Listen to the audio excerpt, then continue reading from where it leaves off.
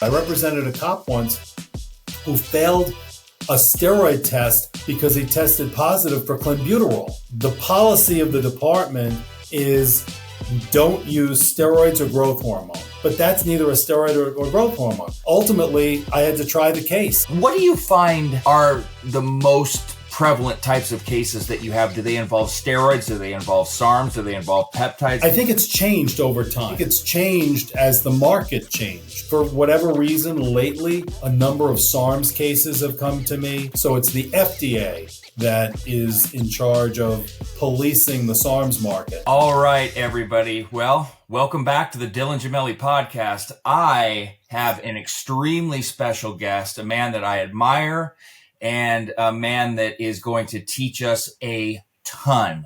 He is a legend as a lawyer and also in the bodybuilding community. My friends, I want to introduce you to none other than Rick Collins. Thank you, Dylan. Thanks for being my host on this. Thanks for having me on the show. It's going to be fun. It is an honor and a pleasure to have you on here. So, guys, first, before we get into some really deep topics here that are going to be very intriguing, me and Rick are going to do a two-part series because we have a ton to talk about. So if you are not familiar with Rick, which I believe many of you probably are, Rick is the man, the attorney for everything in the steroid, peptide, SARMs world. He is extremely well-versed, one of the most intelligent people I've spoken to. So we're going to talk about kind of the legal side of things, experiences that he's had.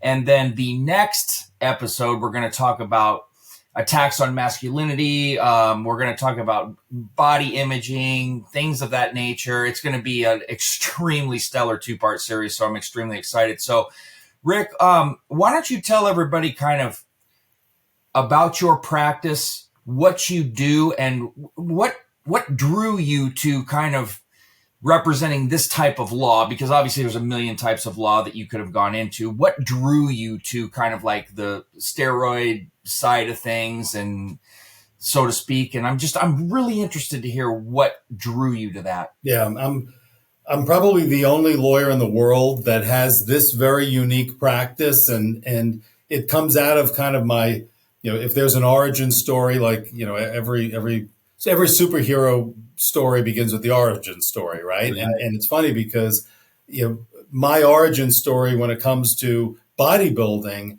starts, with superheroes, right? Like many of us, I loved comic books as a kid.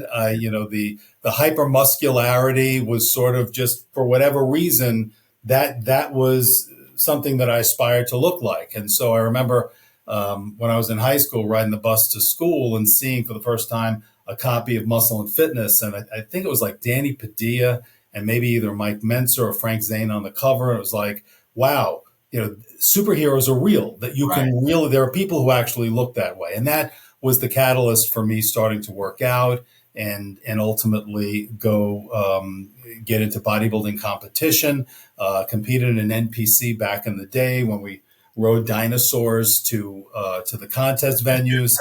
So, but I have a bunch of trophies from those days. I walked the walk, lived, slept, and ate bodybuilding when I was in college. I was a psychology major in college. I loved bodybuilding. I've been into fitness my whole life. So that's always been sort of my avocation, what I'm passionate about, what I love to do. I still spend a lot of time in the gym. Yeah. And then sort of separate and apart from that is this sort of my other life, my vocation, not so much my avocation. And that was as a lawyer. And I went to law school. I was probably the only bodybuilder at that time, one of very few in law school. And there were certain assumptions, I think, that non-bodybuilders make about the meathead who comes to shows up on the first day of class and the first year of law school. He can't be smart. He's going to fail out. He's never going to make it. In reality, I was one of the few, if not the only person who was there on a full academic scholarship based on my undergraduate grades and my LSATs. But instead of trying to prove my worth and convince them that these stereotypes, which exist to this day, but maybe not as much, were true, I kind of doubled down. I remember I had my cap on backwards. I was wearing T. Michael sweatshirts. I was showing up at law school, like doubling down on meathead. But kind of after law school, that was sort of where those two paths completely diverged for a while. Because I still went to the gym, but I became a trial lawyer as a prosecutor. So I worked in the district attorney's office as an assistant DA. One of the great places for a young lawyer to learn how to try a case, to be able to it's just phenomenal experience. So I did that for 5 years, learning the ins and outs of criminal practice. And then I went off and started a firm with a couple of partners to practice law in the private sector. And timing is everything in life, Dylan. It's, there've been books written about how just timing affects your journey sometimes more than hard work or diligence or who you know. It's really the right place at the right time.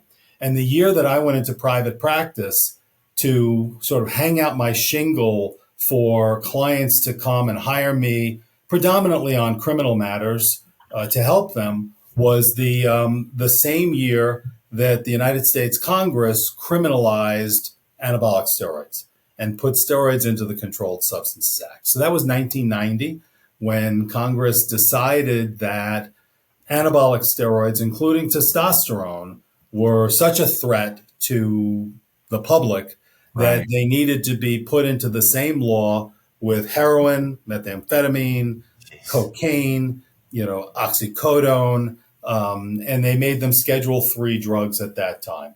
Right. And it's interesting because the experts or who you would expect that Congress would listen to, which included the DEA, the FDA, the American Medical Association, and even the National Institute on Drug Abuse, all sent witnesses to Congress and said, don't schedule anabolic steroids. They don't have that.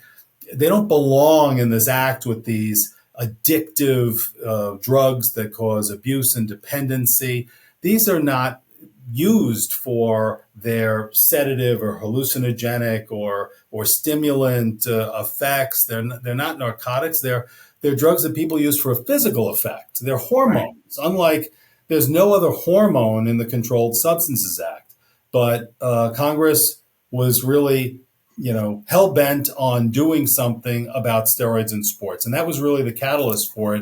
In 1988, you may remember that Ben Johnson, the Canadian sprinter, ran the 100 meters in Seoul, Korea in the Olympics, and beat the American Carl Lewis. So you got the Canadian beats the American and then tests positive for Winstrol, and he's a cheater. And so the American sports media went crazy, and the U.S. Congress, it was like, what's going on here? Now you've got people who are cheating and taking gold medals away from people who are doing it the right way. And it was actually Joe Biden, among other politicians at the time, that really led the charge to crack down on steroids by making them into a controlled substance.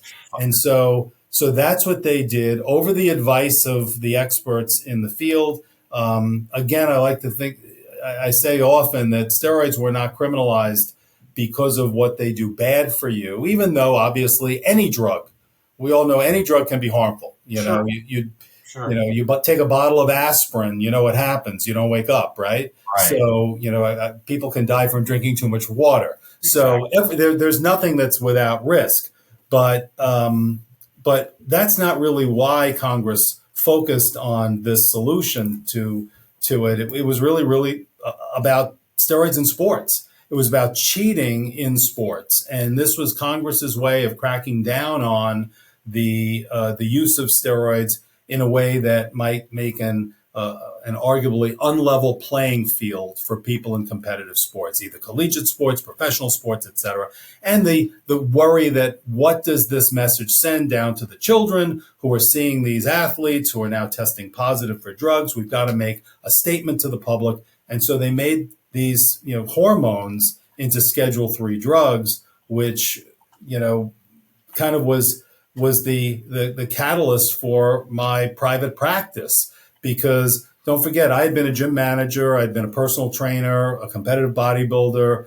Nutrition and exercise were sort of my wheelhouse. I had a lot of friends in the gym community, and suddenly guys who had been using steroids in the 80s and weren't really thinking of themselves as federal drug criminals were now put in the context of that in the eyes of the law. And so suddenly you had guys like asking me questions, how does this happen? What's going on? What do I need to know about the law? Because they had no clue. Right.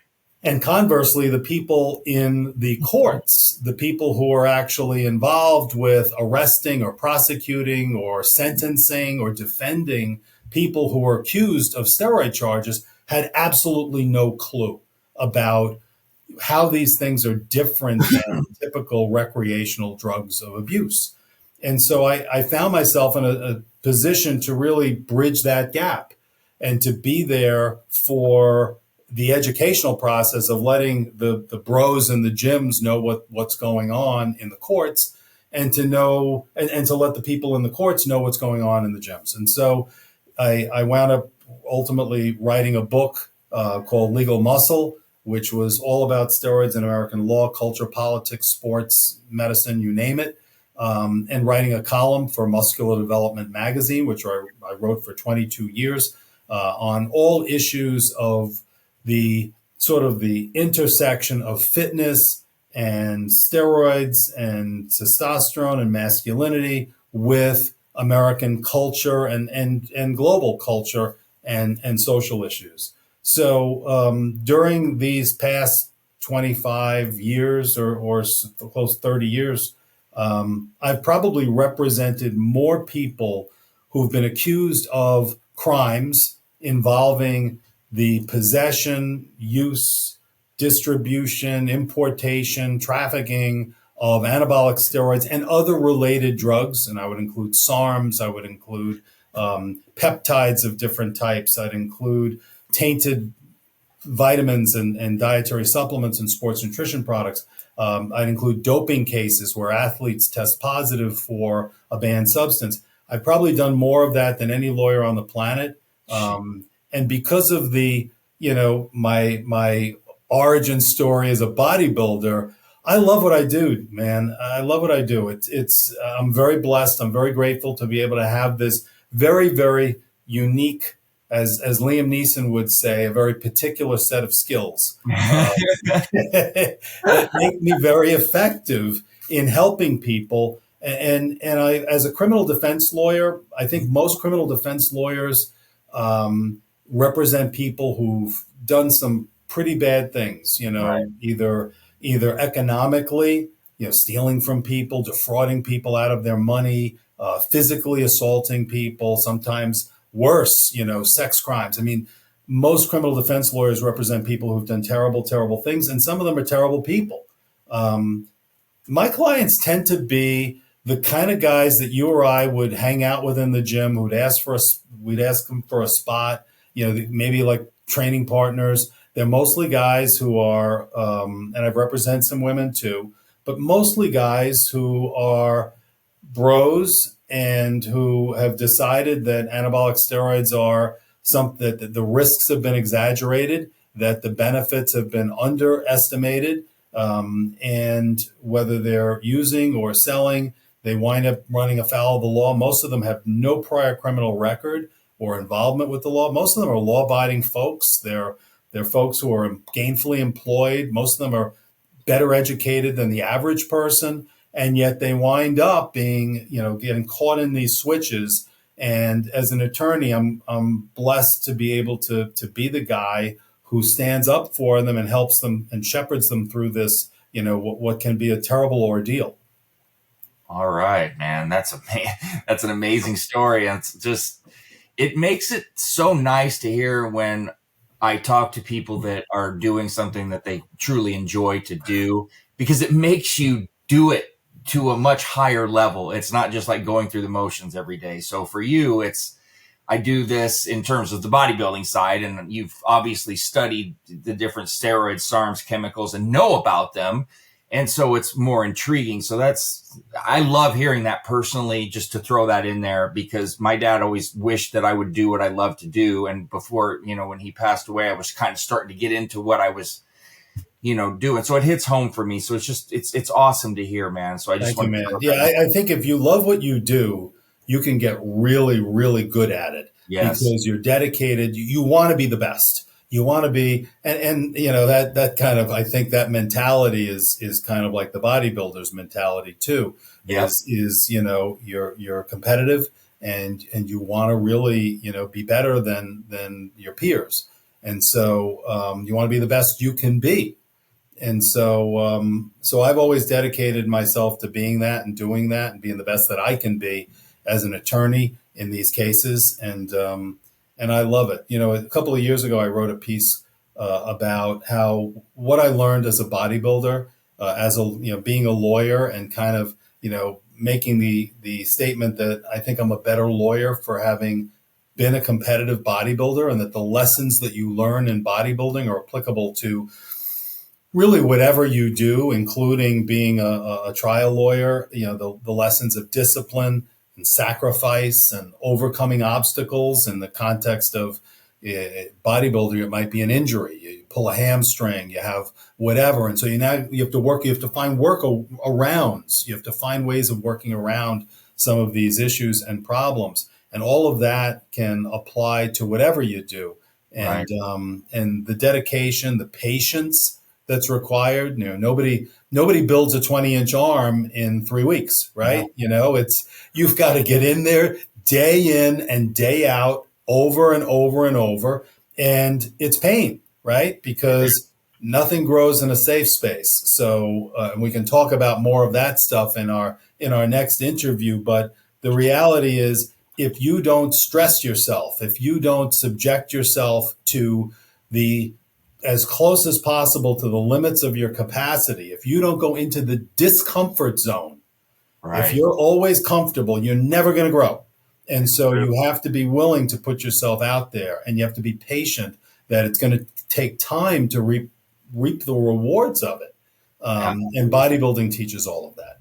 100%. And that's so true. And there's a lot that you can take from something like bodybuilding with the amount of effort and dedication and consistency. That's one of the things I always preach is discipline and consistency if you want to make progress. And we're going to talk about this later, but people depend on steroids, depend on SARMs, depend on them, but without the discipline and without the consistency, just like with your work, you're only going to go so far, and it's going to be very minimal. So I have a lot of questions for you in terms on the legal side, and I'm sure that my viewers are going to be extremely interested in this, some for their own personal entertainment and some for whatever the hell they're doing on the side. So what do you find are the most prevalent types of cases that you have? Do they involve steroids? Do they involve SARMs? Do they involve peptides? Is it just a mix of everything? What do you seem to run across with the most? Is it like a regular user, somebody selling a bunch of shit? I mean, what seems to be the most common thing that you do? And what is something that maybe would surprise us that you've run into? So, well, first, I always say in all these podcasts, nothing I say is legal advice. This is all information, and this conversation doesn't create an attorney-client relationship with somebody who happens to be watching it or listening it. That said, I think it's changed over time. So, and I think it's changed as the market changed, right? Yeah. So if we look back at the 1980s, where were the steroids coming from? What were the products that were on the market? And the answer is virtually all of them were FDA approved drugs that had, legitimate pharmaceutical steroids, testosterone cypionate, enanthate, all the nandrolone, all of these drugs that were diverted from medical practice into the black market for the gym culture. Right. And most of the people in the 80s were more, it was more hardcore weightlifters, powerlifters, bodybuilders, very much a gym culture. It was much more, and bodybuilding itself and working out was kind of more fringe in those days. It Well, there wasn't as was mainstream. no internet to sell shit online. There was no interest. So, yeah. right. So when you think about it, most of the interactions, that occurred and the transactions that resulted were in the gyms, Yes. in parking lots, in Yep. person, hand to hand, right? There was no internet. You couldn't go online and buy anything. It didn't exist, right? Yes. So when the law went into effect in 1990, or 91. It was passed in 90, went into effect in February of 1991. Once that happened, the market changed because the response by Big Pharma seems to have been like, all right, these things are now controlled. They're a headache. There's a problem. The DEA is looking at these things. There's abuse going on. There's dependency going on.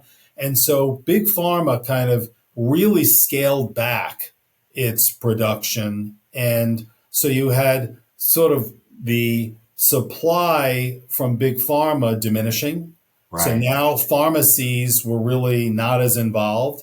And also doctors kind of stepped away from the equation because doctors now, this is a controlled substance. This is like prescribing somebody, oxycodone or cocaine. So, Right. So you had doctors kind of pull themselves out of that equation. And the years that followed really, had the traditional sources of supply and information disappear, including the supervision and monitoring of doctors.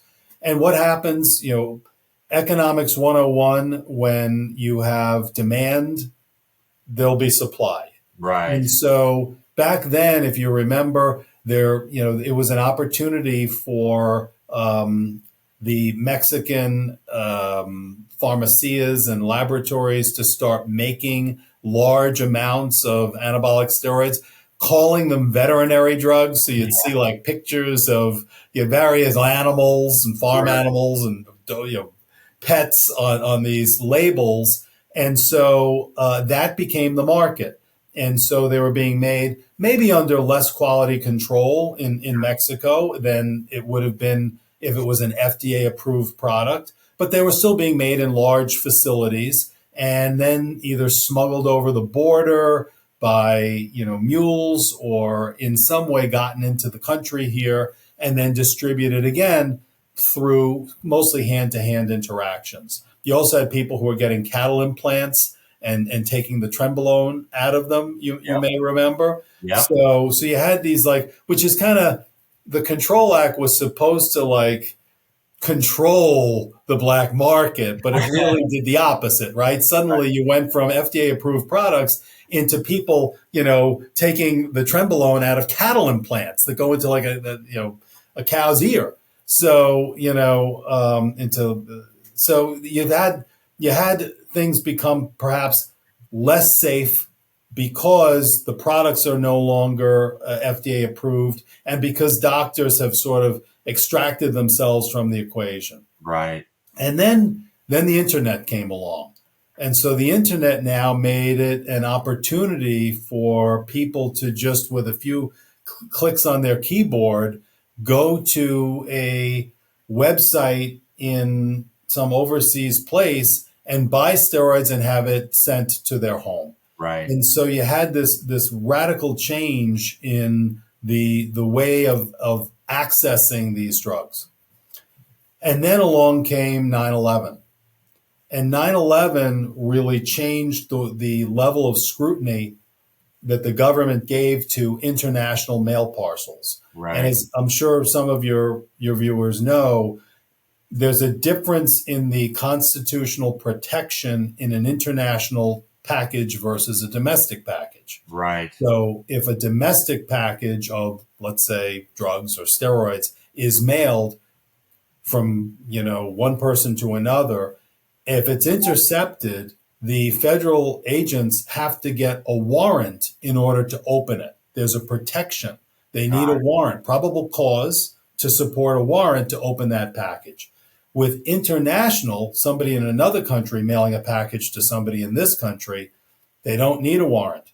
All they need to do, they don't even need probable cause. They need some good basis for opening it up. You could kind of analogize it to when you come through the airport from another country, they can search you, right? They don't need probable cause. They can, hey, you've seen the 75-year-old men in the airport, with their arms out, being searched by TSA agents. So they can do that. There's a much lower standard. So that's true with international packages. Somebody's mailing you a package from overseas and that's got steroids in it. They don't need a warrant to open it up. And so when September 11th happened, the aftermath was a much higher level of scrutiny over those international packages. And when they were coming in, they go through scanners at JFK and the big ports of entry, and suddenly the customs folks are finding these packages filled with vials and pills, and they start to figure out what it is. And so in those early years that followed, I had a lot of cases involving international packages that were seized when they got to this country. Wow. And so I would represent the guy who orders, his gear from Thailand. Let's say you may remember there was a tub of the Thai version of methandrostenolone, Anabol, those little pink pentagons of Anabol. Yep. So they would order like 1,000 Anabol in a little tub, and it would come from Thailand.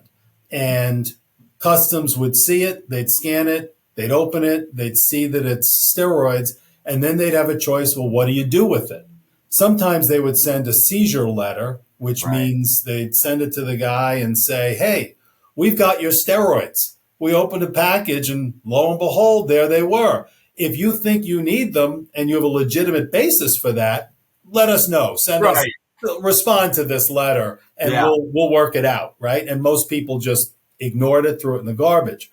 But they didn't always do that. Sometimes if for whatever reason, maybe there was prior packages that they have in their mail database of international parcels, or maybe it was 2,000 Anabol, or for whatever reason, or they find out the guy had a criminal record. Whenever they made the decision that they wanted to take some action on it, they would get a judge to sign what's called an anticipatory search warrant, and they would do what's called a controlled delivery, which means that somebody gets dressed up, a law enforcement agent, making it look like the person is a mail carrier, and shows up and gives it to the person, usually rings the bell, gives it to the person whose name is on the package.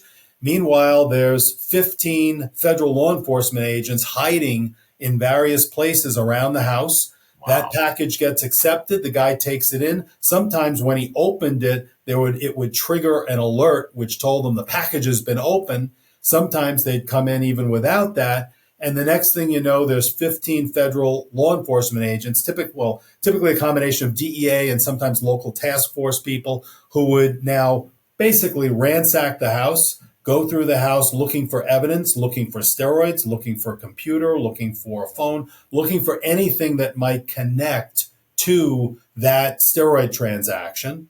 I've seen them seize bodybuilding magazines as evidence to show that this is not accidental, that the steroids show up at this guy's house, right? Wow. So they would typically search the home, and that guy would then get charged either federally or sometimes in state court with the possession of those steroids. And I used to get a lot of those cases. And one of the problems with those cases, getting back to that sort of disconnect between the users and the courts, was that some agent and prosecutor would look at, let's say, 1,000 tabs of Anabol and say, in his mind, this is like 1,000 tabs of ecstasy.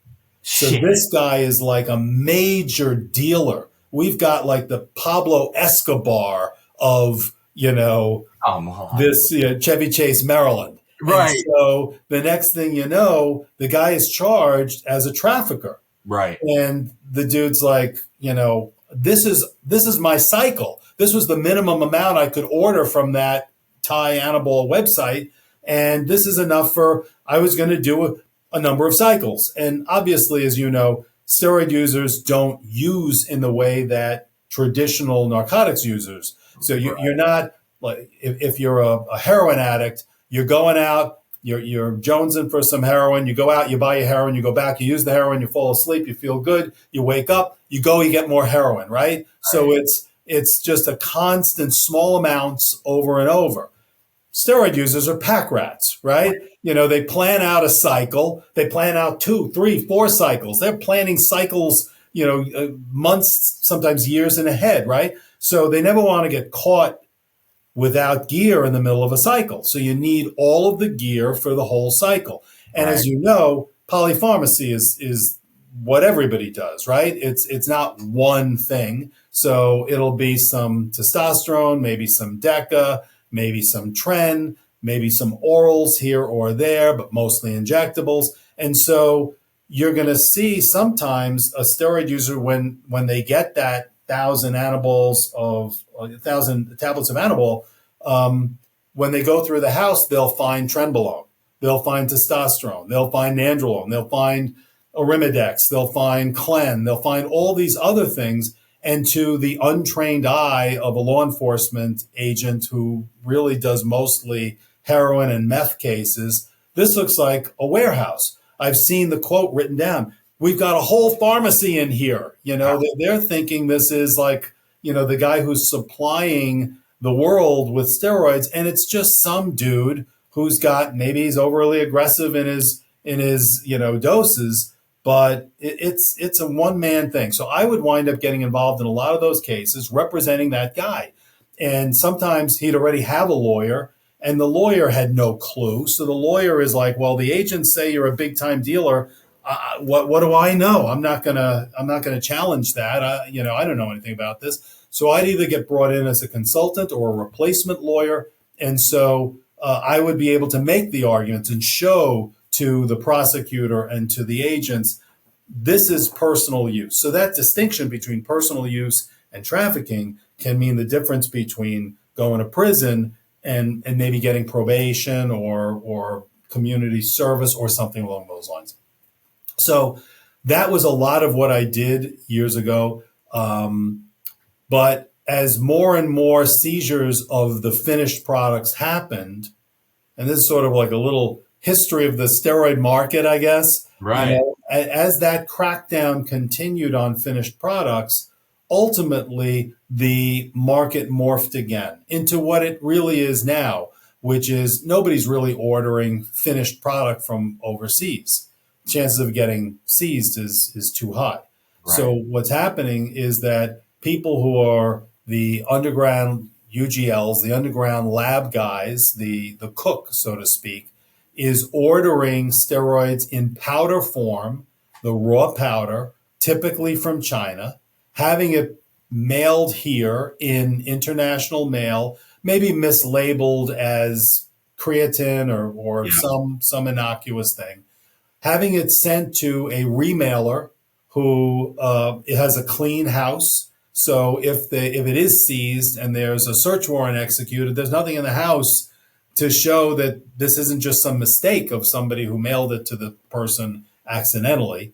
Once it's securely in the remailer's house, that person then sends it over to the cook in protected domestic mail or brings it to them. Right. And the product is made in somebody's kitchen from, the raw powder, vial put into, esterified, put into vials. A home printer can be used to put the label on. You pick a name,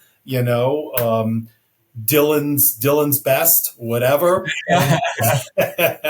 And then it's typically, marketed on social media, right, which is where most transactions occur now, right? Even websites are kind of obsolete at this point. So it's really now a different game. So you don't see the personal users arrested as much as I used to because the market has changed. But I do represent a lot of underground lab guys when they get caught. It's harder to catch them because of the way they're accessing it. But, all you need is one person, somebody who is a customer who gets his own arrest and is looking to work that off. And so, you've got informants are typically used throughout the, controlled substance world by law enforcement to make cases. Yes, I've seen people arrested for all sorts of messed up reasons. I've seen a number of cases where the wife or girlfriend catches the gear user stepping out and calls the police and says, "This son of a gun, you know what he's doing? He's got steroids. I can show you. Here's a picture of all his steroids in his room." I've seen people arrested for that, right? Wow. So I've represented a lot of personal users, and I still, if anybody is in trouble for personal use, or because they failed a drug test, let's say they're on probation, or they're a cop. I've represented a number of law enforcement officers and firefighters who were subjected to steroid tests, doping tests, and failed, and then they're looking to take away their job. I represented a cop once who failed a steroid test because he tested positive for clenbuterol. And I'm like, wait a minute. The policy of the department is don't use steroids or growth hormone. That's right. So he tested positive for clenbuterol, which is a beta-2 agonist. Yeah. A bronchodilator used in some countries. We have albuterol here. Clenbuterol is used in other countries, may have a stimulant effect, but that's neither a steroid or growth hormone. Right. But we have a zero tolerance policy. I'm like, zero tolerance for steroids and growth hormone? Yes. But this isn't steroids or growth hormone, but we have a zero tolerance. It was this bizarre circular conversation that drove me crazy. Ultimately, I had to try the case. I spent a week in the trial room trying the case, calling witnesses. The city called witnesses. We went back and forth. He was ultimately exonerated because it was an insane case. But it shows that even this wasn't that long ago, and it shows that there's a continuing kind of information, disconnect on the part of some of the people who should know better. And that was a messed up situation. I represented the number one ranked middleweight boxer, Sam Solomon, a few years ago when he tested positive for a banned substance. And so I've done a lot. That was in a German case. It was in Dusseldorf, Germany. So, but now it's mostly underground lab situations. And for whatever reason, lately, in the last 6-8 months, a number of SARMs cases have come to me. It seems like FDA, don't forget, DEA deals with steroids, right? Because it's a controlled substance. Sure. SARMs, selective androgen receptor modulators, which we can talk more about, but they're not controlled. So it's the FDA that is in charge of policing the SARMs market. And for whatever reason, lately, they've gotten a little more aggressive. I've gotten a number of SARMs cases, more than I've had before in a higher volume in a shorter period of time. I've probably handled more cases involving research chemicals than any other lawyer. And by research chemicals, as you know, there's a market where these websites will say these products that we're selling are for research purposes only, not to be used for human use. And that would make them chemicals and not drugs, if that was really what they were about. The problem is the devil's in the details. And so if the government can find enough facts that support that not for human use is more of a wink to avoid it actually being labeled a transaction involving drug, and by drug I mean drug is defined in the Food, Drug, and Cosmetic Act as something to affect the structure or function of the body other than food, something you ingest for those purposes. Well, the reason you're saying it's not for human use is, you couldn't sell it for human use because you're not a pharmacy. It's not FDA approved. So those guys wind up getting jammed up, and I've handled a lot of those cases. And there are some very unique issues that come up in those cases, which are, unfortunately, most lawyers have no clue about. And so I've gotten very, very good at handling those cases. and very effective at keeping people out of prison on those cases. And I enjoy a lot of the issues that come up in those cases. But those are sort of the areas of what I do. I also represent kind of like my practice has expanded to basically a broader fitness and supplement related practice. I represent a number of sports energy and dietary supplements, sports nutrition brands on preventing them from doing things that would be problematic to either the government or to plaintiffs' class action lawyers who are always looking to file a lawsuit if they can find a way of squeezing some money out of a company that's trying to do the right thing. So so I do a lot of that work as well. But like I said before, I love what I do. I'm kind of where exercise, nutrition, and fitness intersect with legal issues. Yeah.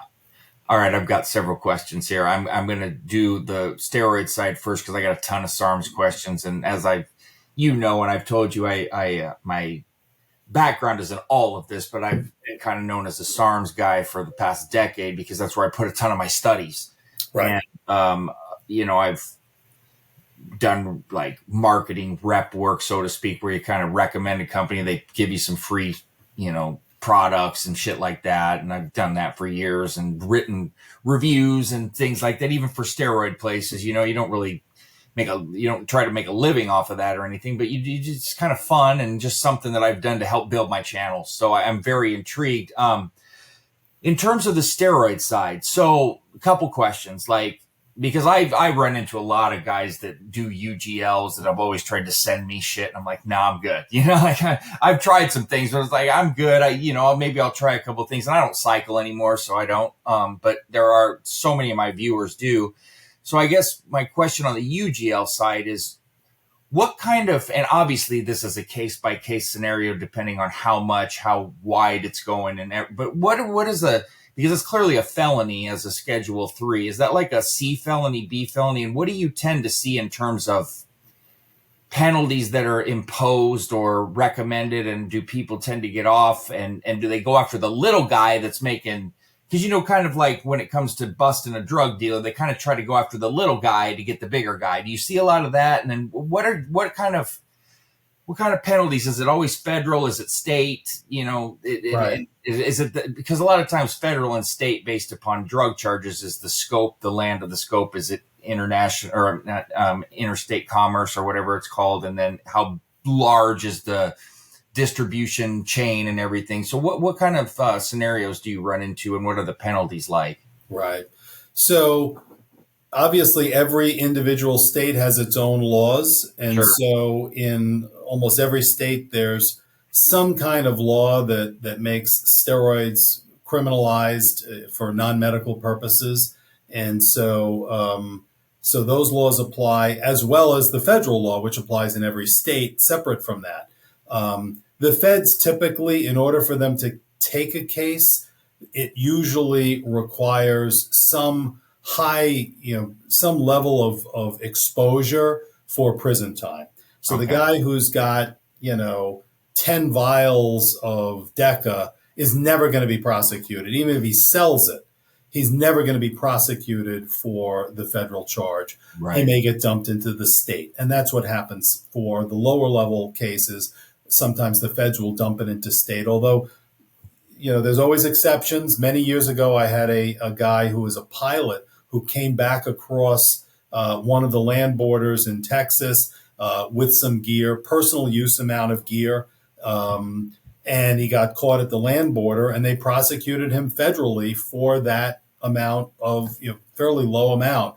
I was able to find a way within the federal law to actually get the case resolved and dismissed without him actually getting a criminal conviction, which was important because he would have lost his job as a commercial pilot. So it would have been the end of his life for a stupid little, jaunt to Mexico and picking up some stuff for some fun kind of thing.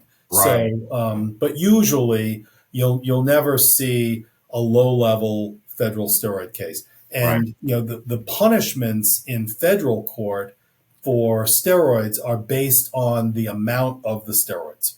So in federal court, the number of units of steroids determines the prison exposure. And the definition of a unit has changed because years ago, prior to 2006, 2007, the unit was defined as 110 cc vial. So a vial of test sip, let's say, Right. was a unit, right? So you have 100 vials, it's 100 units. And for pills, it was 50 pills is 1 unit. So you have 100 units, 100 Anabol tablets, that's 2 units. Got it. That was changed. And I was actually one of the experts and consultants who was part of the process. I was called by the National Association of Criminal Defense Lawyers to explain the sort of the realities of how people use steroids to stop an even worse recalculation, which I was able to do. But because there was some talk about removing any cap, so a large amount of anabolic steroids could have subjected you to 10 years or more in prison. So, but the guidelines were changed so that now there's 1/2 of a cc of liquid is a unit. So that means that 10 vial, that 10 cc vial is now 20 units instead of 1 unit. Okay. Man. And 1 tablet is a unit. So instead of 50, it's down to 1. So when you do the math, if you've got, let's say, 1,000 vial, let's say you're a trafficker, you've got 1,000 vials and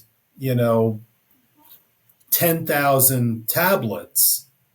The difference between pre-2006 and today is night and day, because the more you have, there's a chart, and the more the number of units, the higher the exposure.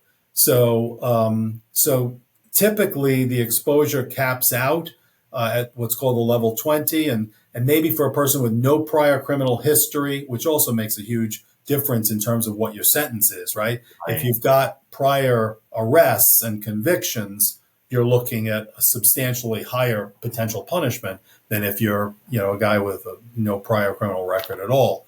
But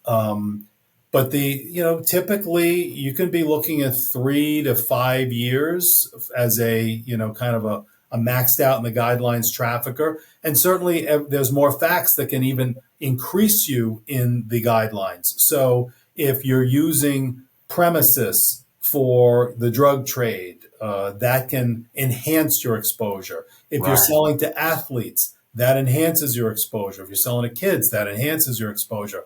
If you are in leading or managing other people to do things, even, hey, Dylan, go in here, drop these packages off, help me put these labels on. Now you could get a role in the offense or leadership enhancement. So there's all ways that you can bump, the government can bump up where a person falls in the guidelines. My goal in every case is to keep a client out of jail, right?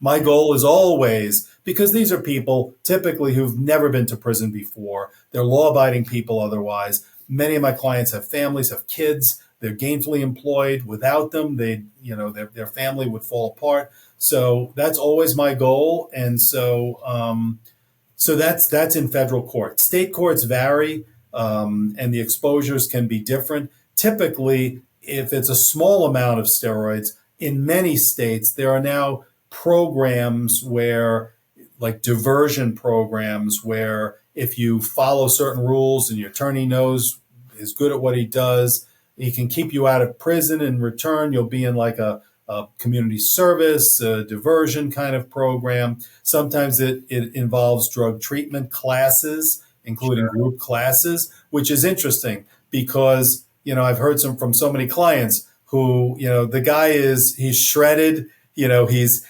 meal prepping. He doesn't put anything in his body. He's doing all the right things. He's immaculate in all of his, he's exercise, doing his cardio, and now he's sitting in a room in a circle with people who are like heroin addicts, meth heads, and who are lost their jobs, and maybe they're homeless because they were addicted and their lives fell apart. And this guy's like an overachiever, if anything. Right. And he's thinking, what the hell am I here? Well, this is the apple in the orange crate of the Controlled Substances Act. And so, so I do hear that a lot. But that's kind of a broad array of the sorts of cases that I have. Got it. Did they tend to kind of look for certain things on, because I mean, the like what you were talking about earlier, the fucking social media thing blows my mind. The way that people are so blatant and just are like, here, Venmo me and Cash at me. And I'm like, dude, like, what the? I even cut a video on this and made a video about it. Like, one, I would steer clear from them because you have no clue what you're getting. Not that you have some great clue with UGLs, but it's a lot better than a random social media guy that's like 23 years old. That's just like, here, take this shit. Yeah. Do they have certain targets, and do they look for people like that make recommendations, or do they look for people that are like low time sellers that to get bigger people, or is it just kind of all over the place? It's kind of all over the place. And so is the quality control. Like when you say that, when I represent people, I typically either see the premises or either in real life or in pictures. So I see the lab, so to speak. Right. And I can tell you, and obviously I speak to the clients about their practices and everything. And so there are certainly clients who are meticulous. They're fastidious in their quality control. Look, it's never going to be the same level of good manufacturing practices you're going to have in a clean room in a pharmaceutical environment. But these are guys who really are very, very careful to make sure that the product is as close as it could be to pristine. And then I have clients who are not so good with quality control. Guys who, if you saw where these products are being made, and you're thinking to yourself, you're going to inject this into your body, it's terrifying, right? And I've even had situations where the finished product, like peptides, came from overseas. And so the peptides come in and there was a code. They're not labeled, right? Because you don't want them seized, international mail. You don't need a warrant like we just talked about. So there'll be like maybe an email or correspondence that the blue caps are one peptide and the green caps are melanotan 2 or something. So the client just got mixed up about what was what. So people who were buying a peptide thinking that they were getting that peptide were getting at best a different peptide. So, you have these situations where, if people are not being very careful, who knows what you're getting as a customer. I know in these sorts of situations, and this goes back to what we started talking about. And that is, you would think that government policy, to me, if Rick Collins was the steroid czar of America, right? And, if some future president made me that, I would want policy that reduces harms, right?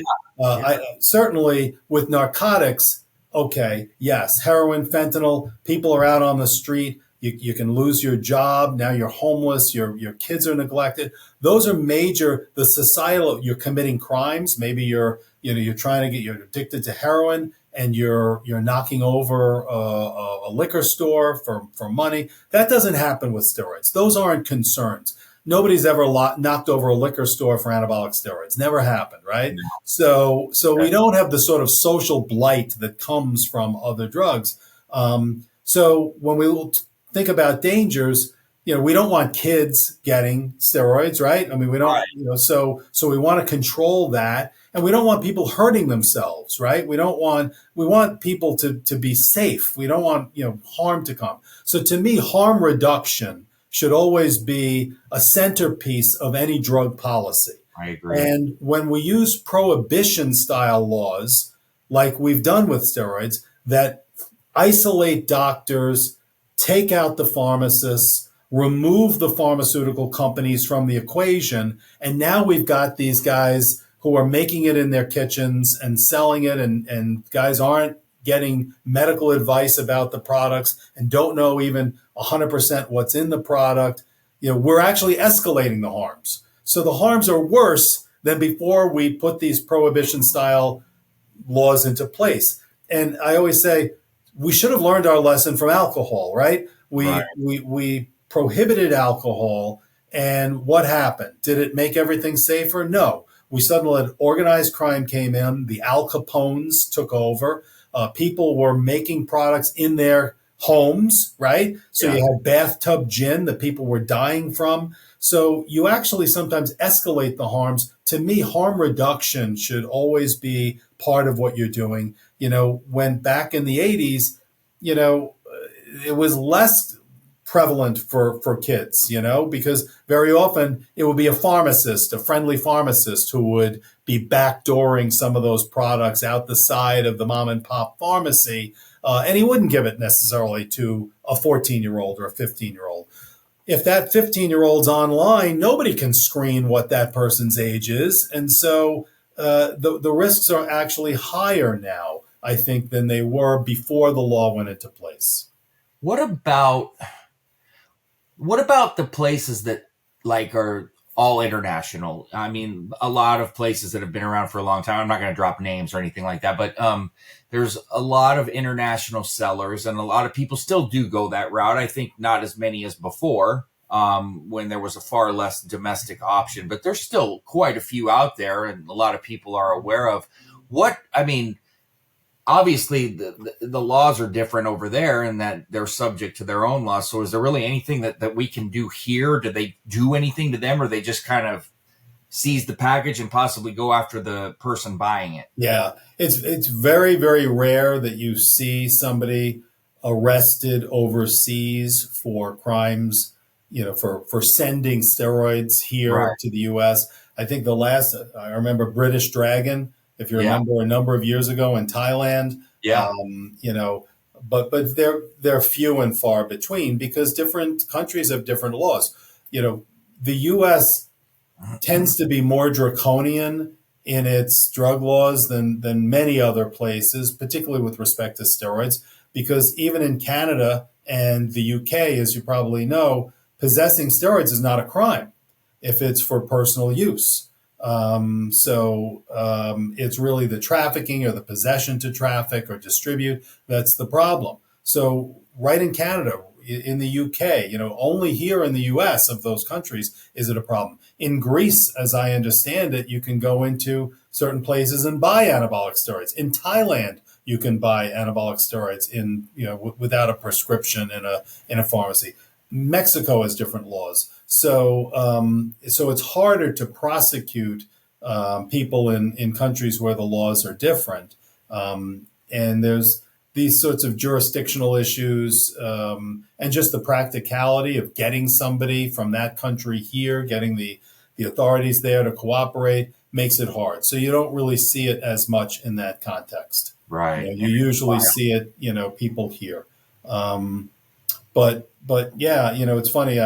I remember a case a couple of years ago. It's been probably 15 to 20 years ago, where a guy from up here in the Northeast went down to Mexico for a little R&R, bought a good amount of steroids for himself and his gym buddies. Probably certainly more than personal use, but not the Pablo Escobar distributor of the Northeast. And was coming back through Mississippi on a highway that I suppose was probably often used for drug traffickers with narcotics coming back from Mexico. And suddenly he sees the lights go on behind him of a trooper. He pulls over. He's got all the stuff in the trunk, variety of different steroids, including Winnie. And the trooper comes over to him, Mississippi trooper, sees that he has, plates, New York plates on the car, which is probably the main reason he got stopped, right? Sure. So guy rolls down the window and the trooper says, "Where you coming from?" "Oh, I was had a wedding or something and weekend thing in Mexico." "Okay." Trooper says, "You have any drugs in the car?" The guy says, "No, nope, nothing. Nothing to declare? Nope. Nothing in the trunk? Nope. Pop the trunk and let me take a look." So the guy is actually an educated guy, and he says, "I would prefer not to. I don't consent to a search of my car." Right. And which is a valid thing to say. So the trooper says, "Well, if you don't consent to the search of the car, I'm going to call a canine unit that's going to come. It's going to sniff around, and if there's drugs in the car, it's going to go poorly for you. So you sure you don't want me to search the car?" "Yes, I'm sure." So he goes, "Okay." So he calls the canine unit. 20 minutes, my guy is sitting there asking, "Am I free to leave? Because if I'm free to leave, I'd like to leave."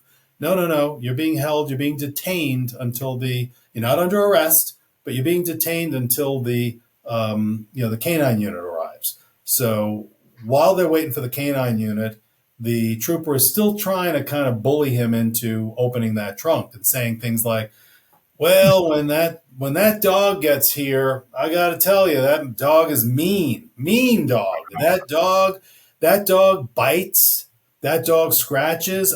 We'll try to hold him back, but no telling what he'll do. I've seen him destroy the paint on a car, just destroys it. This dog gets crazy. You sure you don't want to? I'd hate to see your car really ruined. You sure you don't want to let me go in the trunk?" Wow. But the guy holds his own. He stands his ground. He says, "No, I'd like to leave. I have nothing to declare. I've done nothing wrong, and I would like to leave." Finally, the canine unit gets there. The handler takes the dog. Dog walks around the car twice, sits down, doesn't do anything, just sits down. Now the trooper and the canine handler talk a little bit, and the client hears the handler say, "We ain't got shit." Right. Now the trooper goes over and says to the client, "Open the trunk. We have a hit." He goes, "I have a hit." He said, "You ain't got shit." He said, "No." He said, "We have a hit." He goes, "No, no, shit, not hit. Shit, not hit." He goes, "No, he said hit. Open the trunk." So now they force him to open the trunk, and they find, a fairly sizable amount of anabolic steroids in there. Now, Right. I wind up, being a consultant on the case and getting involved in it. And, there is at that time, and as far as I know to this day, there is no canine unit in the United States that's ever been trained to detect anabolic steroids. Sure. In theory, some of the synthetics maybe you could train the dog on, but I have yet to see that ever happen. And I've talked to many canine handlers. If there is one, if somebody knows of training, I'd like to see that documentation. But I've never seen it, and certainly at that time, it had never been done. And I asked everybody that I could find nationwide, and so it was kind of bogus. But I don't think the dog did hit. And when the client said, "Well, you said the dog would go crazy," he goes, "This is a different dog." I mean, it was just, you couldn't win, right? So we wound up the case went to trial. And so, and ultimately it even went on appeal, and it was ultimately determined that the case got thrown out. And one of the things that they did in it was I demanded to let's see the training records that show that dog was trained on steroids. Show me how reliable it is in the detection of an anabolic steroid. And the notes that they gave were simply a piece of paper with Winstrol written on it. It was like, I mean, come on. So ultimately, the case was favorably resolved, but it just shows you it was not a good window on law enforcement, and it does show you, I think, that even if you stand your ground and you make all the right decisions, and you know, you can sometimes be thwarted, but you're always better off doing that, because at least we as lawyers, when the case comes to court, can make those arguments and we can fix it. I always say to people, Fifth Amendment says you don't have to incriminate yourself. Somebody Right. comes up to you and says, Dylan, you got any steroids in the house? You mind if I search your car? You know what? You don't have to answer any of those questions. And so you can say, I appreciate you coming to my house.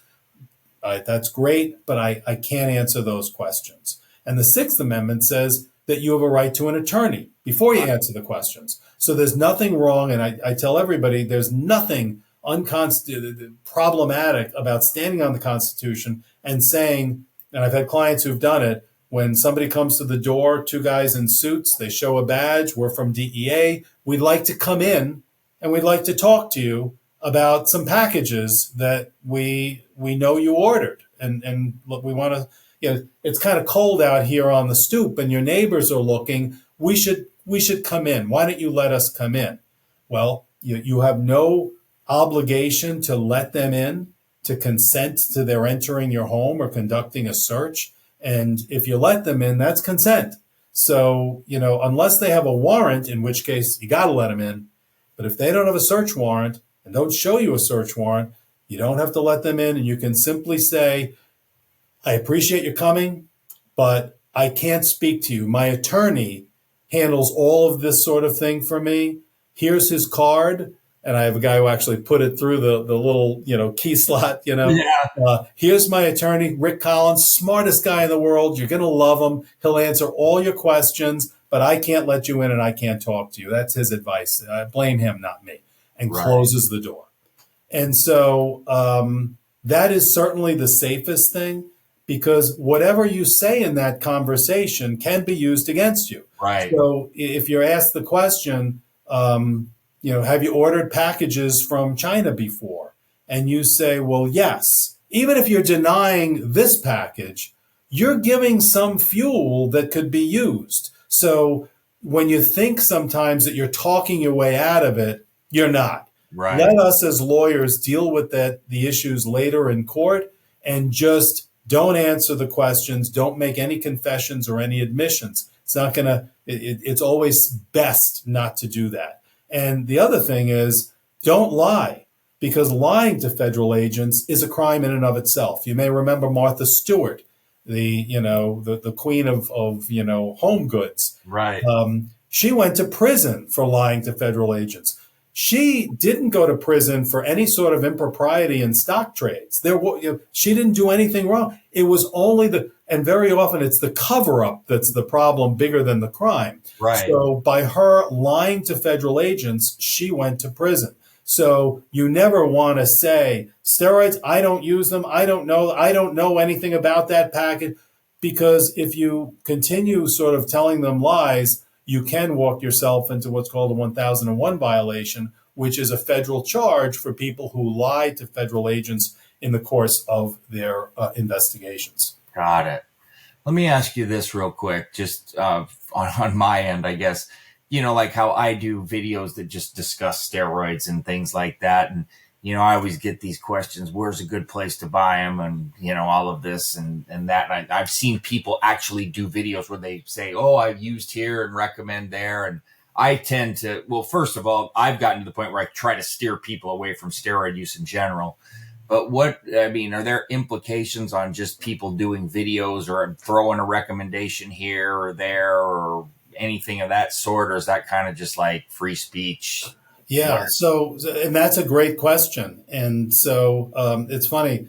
I'm in the process of co-authoring a piece on coaches, steroid coaches, contest prep coaches who give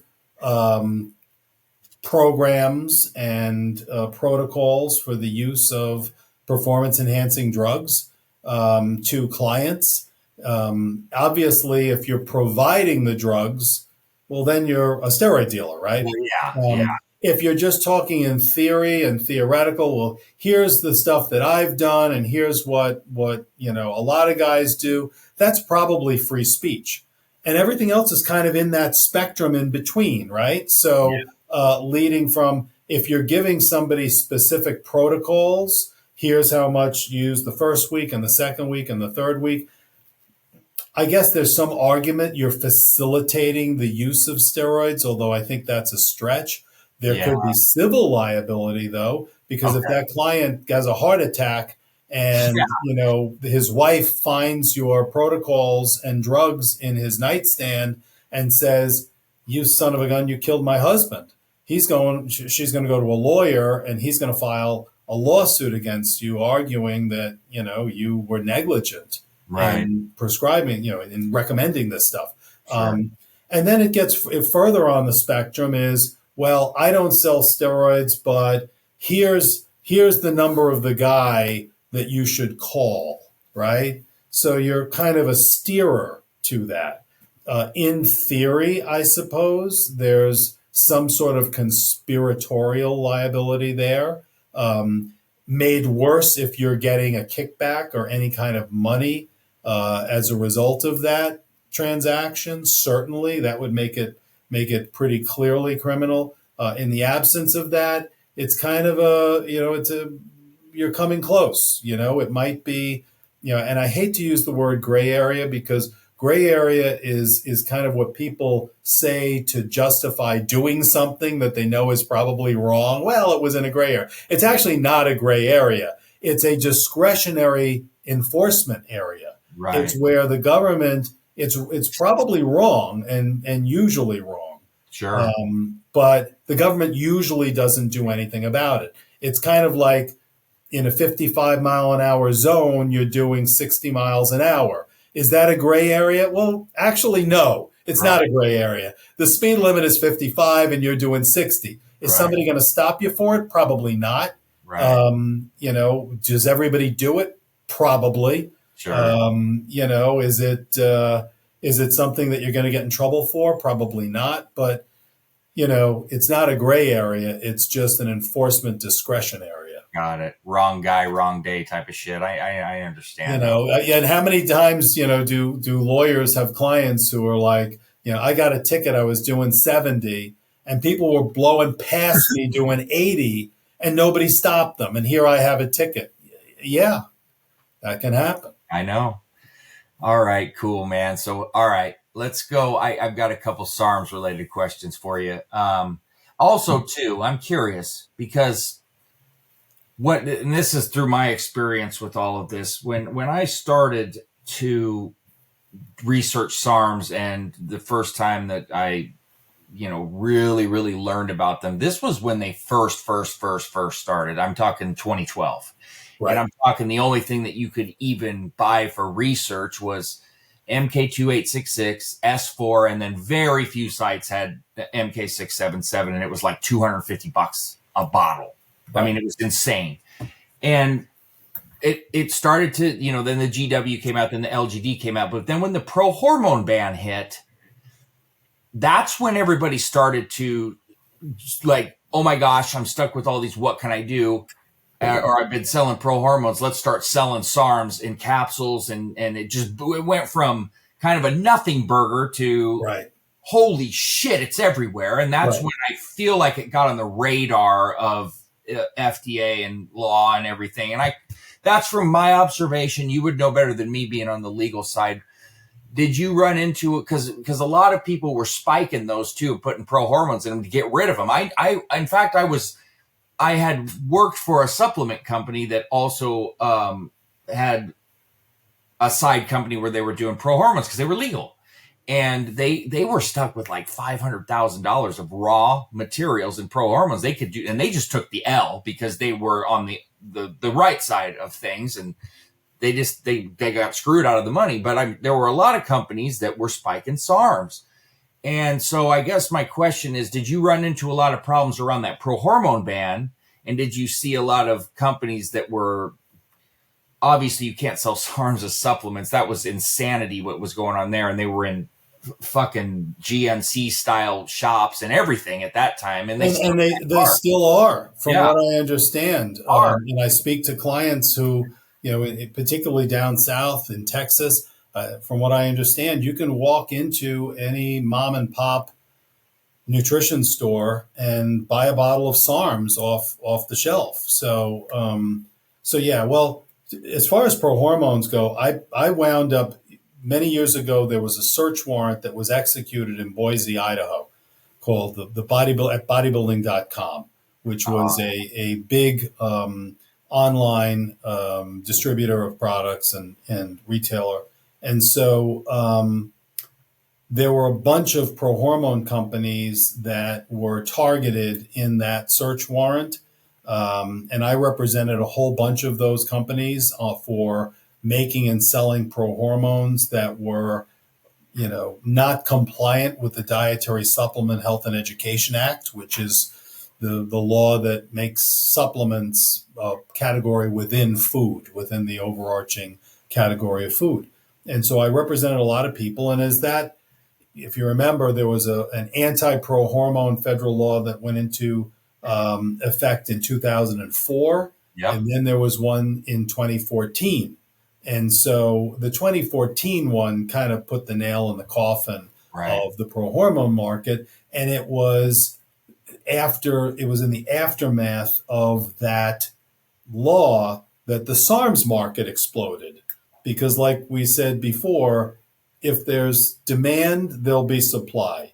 Exactly. And when the prohormones were no longer available for dudes who wanted to, use gear light, and not go fully to the dark side, SARMs became the thing. And I sometimes say, when we look at drugs in general, and for example, narcotics, you can put all the laws into place you want for prohibition and for drug enforcement, but there's a certain percentage of the human genome that wants to get high. And whatever you do, whatever laws you put in place, that demand is going to be there. They're going to want to get high, and they're going to find a way to get high, frankly. That's right. And similar to that, there's a certain percentage of the human genome, typically men, who want to be jacked. And and they will find a way to be jacked. And so if it's not steroids, it'll be prohormones. Right. And if it's not prohormones, it'll be SARMs. And if it's not SARMs, there's something else down the pike. Absolutely. Because this is the demand. So SARMs is sort of the thing of the day. And as you know, in 2018 and 2019, Congress expressed its understanding and that it knows what's going on, and actually floated out bills to make SARMs into the same Schedule III controlled substances that they made steroids into. Totally. And it's interesting because in the nutrition industry, a number of the trade groups were on board with that and saying, these SARMs, they don't comply with the law of dietary supplements. They shouldn't be on the market. And so we're okay with making them into controlled substances. I was not. And I was probably the lone fly in the ointment for that, and expressed it often to the trade groups that it's nice to say these things shouldn't be on the market because they don't comply with the supplement law, selling them as supplements. Right. But when you make something a controlled substance, you're not only criminalizing the person who's selling them, you're criminalizing the person who's possessing them. Exactly. So some guy who bought a bottle of SARMs a month before this law goes into effect is now a federal drug criminal. And if that's found in his car or in his house, he's now subject to arrest and prosecution. I think the drug war has failed generally in many ways. I think the drug war has not been successful on many levels. And if you measure it on a whole lot of different criteria, it's done a lot of harm compared to the amount of good that it's done. But to now, and a lot of people are recognizing that. And the war on drugs has been scaled back dramatically, where now we've enacted new policies in many jurisdictions to scale back the length of time that people go into prison for drug crimes, to find other diversion programs to avoid prison for people. So that the war, I think there's even many in law enforcement have come to realize we may have gone too far with the war on drugs. So now to take SARMs, which have no addictive or hallucinogenic qualities, and make them into the same act with heroin and cocaine, and make people who are law-abiding, fitness-related people into federal drug criminals, to me was insane. And so, and I said that regularly, and ultimately, I think, both of those bills that were floated out in those 2 years were, died on the vine. Whether Congress will ever try to go forward with it again, to me, if you don't, there are laws that can simply be enforced. If you're selling SARMs as supplements, and I've written about this so much, I've told people they're not supplements. You can't sell, Ostarine does not qualify as a vitamin, as a mineral, as an herb. I mean, we can go through the list, right? So it's not a component of the kind of foods that we eat in our ordinary day. So that you can't do. But we don't need any new laws to allow the DEA to go after it. No, that was Senator Hatch, I believe, that was in Utah, was one of those guys, because I remember looking at everything, and he ended up retiring, and it just never progressed anywhere. I actually paid close attention to that, obviously, with videos and stuff that I was covering at the time. But yeah, it's always something that could pop up when whatever they do with pharmaceutical companies. I know GSK and GlaxoSmithKline has a big thing in that, and it's all about the money and whatever the case may be. But okay, several things here. I pay attention to everything SARMs and peptides, research chemical related, because I like to stay on the up and up, because I like to put out reviews on companies. I like to call out nonsense. And it's just good for my channel, for my videos, because I need topics. I'm out of fucking topics. I've been doing this a decade, so I got to get good shit. So one of the things I've noticed that I cannot for the life of me fathom they are getting away with at some of these places is I've seen several of these places selling aromatase inhibitors, selling, Clomid, Nolvadex, selling Viagra, Cialis. But then I'm seeing some that have fucking clenbuterol, HCG. Like, it blew your mind. And I could easily show you, because I've documented it. And I'm just like, because I've seen some that have been taken down recently that were in trouble, but they didn't even have some of this stuff on there. How is that possible? And what kind of penalties do you see on some of these companies that are, breaking the law or getting in trouble? And also, what do they look for in terms of compliancy and non-compliancy? Is it the marketing? Because I see a lot of people that have like Facebook ads that show bodybuilders on them. Clearly, you can't do that.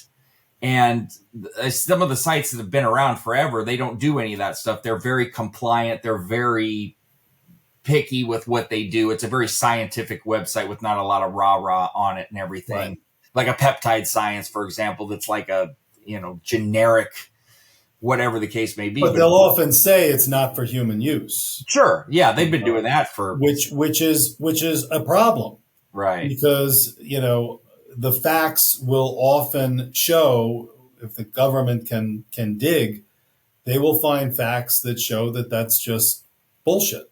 Right. Right. And once they show that, then it becomes fraud. And so they prosecute those cases on a theory of fraud.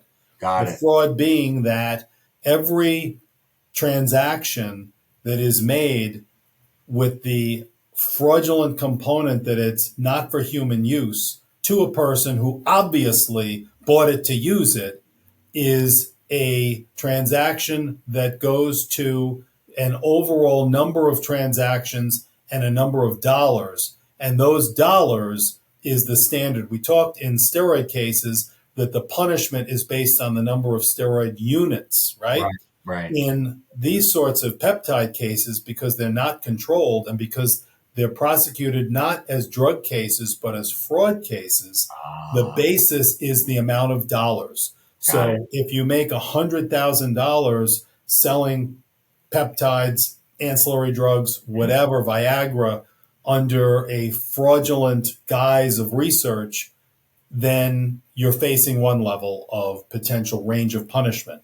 I If see. you make $1 million or $5 million selling it, well, then your punishment is much, much higher under the federal sentencing guidelines. And these cases are typically prosecuted as the introduction of misbranded drugs into interstate commerce with the intent to defraud and mislead. They'll often use a conspiracy theory and a conspiracy charge.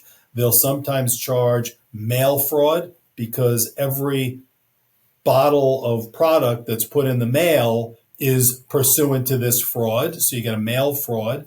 You can be charged with money laundering because every dollar that you take in and from this illegal proceeds and put into making a car payment or into a bank account or whatever, that's laundering the money, right? Right.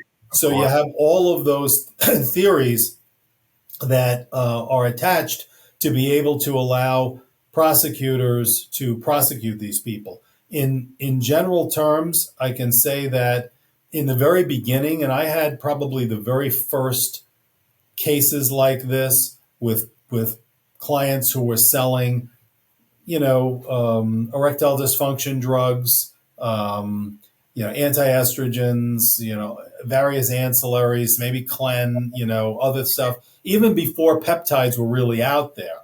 But the theory is the same, whether it's peptides or these other things, it's the fraud in calling it not for human use. Got it. So back in those days, I was able to kind of either negotiate a corporate plea or a corporate felony, and maybe the owner took a misdemeanor. They really didn't know too much about it on the government. Now they're much more sophisticated. And Right. so now they're typically looking for prison time on these cases. I just had one recently that I was able to resolve without any prison time. Most of the time I've been able to avoid prison on these cases because I've developed a quiver of arrows that I can shoot in the way of legal arguments that will confound and perplex my adversaries to the point where I'm able to resolve things. Yeah. But years ago, if you may be too young to remember, but years ago there was GHB was criminalized by in 2000 by Bill Clinton, and there were analogs of GHB that then kind of flooded the market.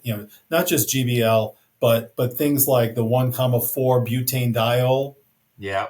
And so these things would be sold under kind of fraudulent circumstances. So it would be sold, let's say, as a floor cleaner. And there was a product that was labeled as a floor cleaner, but it was in a bottle that you'd need 10 of them to clean your floor. And you couldn't afford to clean your floor, right? So and it was clear that it was being sold for the purposes of people using it. And the government looks at everything, looks at how it's labeled, how it's marketed, who's buying it, who's it being sold to. If there were emails, what do the emails from the customers say to inform the distributor or person who's selling it that they're using it. And so I was up against a prosecutor who was extremely aggressive, and she wanted this guy to go. She was furious and wanted this guy to go to prison so badly. And my position was that the relationship of that particular substance to GHB was not sufficiently close for it to qualify as an analog under the analog statute, which requires chemical and pharmacological relationship.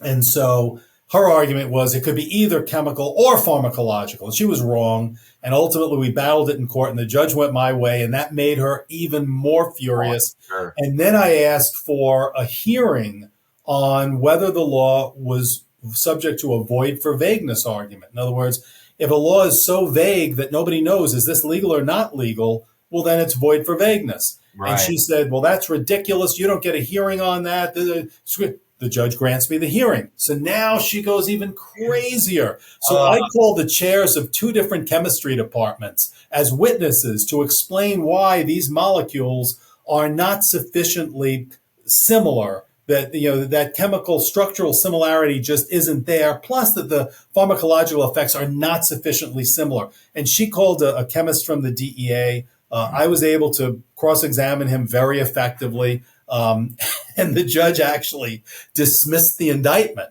And she went craziest of all. And I remember her calling my office and leaving a message on my office one night. It's a Sunday night, and I want you to know I'm in my office and I'm answering your papers. I'm answering your complaints, and I'm not with my family where I should be. And it was the crazy. I wish I had saved it. It was, and ultimately, the other districts dealt with the same issue in other circuits around the country. And unfortunately, I wasn't involved in those cases. And I think had I been, it might have gone differently. But the lawyers in some of those cases didn't articulate the arguments in the way that I did. And the cases all went the other way on this debatable issue. And so when it went up on appeal, the courts looked at all those other precedents at the appellate level and said, we got to go with those. So they kicked the case back on appeal. Okay. I show up for the court date and she's not there. It's a new male assistant U.S. attorney. He's like, well, I'm on the case now. I'm like, okay, well, what do we want to do? He goes, what do you want? I said, I want probation. He goes, done. And that was it. We did probation. A lot of my clients, and I'll say this, and then I actually got a phone message of somebody who's just been raided. So I actually have to get off and answer it. I'm a busy boy with this stuff. But I'm very busy on social media, and you and I are connected. Rick Collins, ESQ on Instagram. I try to keep everybody posted with whatever developments.